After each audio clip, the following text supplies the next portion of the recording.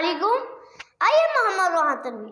Dear friends, today we will study muscles lecture. Let's start. Muscles cover all the bones of our body. Muscles help us to move.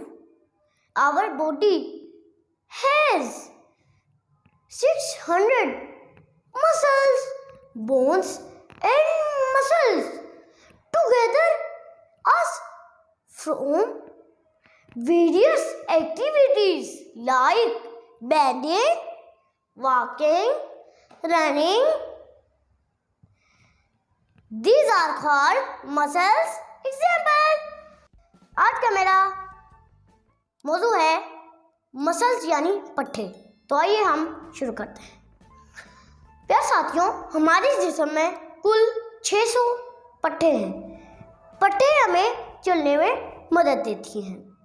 और प्यारे साथियों, पट्टे और हड्डियां मिलकर हमें झुकने में मदद देती हैं, भागने में मदद देती हैं और सैर करने में मदद देती हैं। शुक्रिया।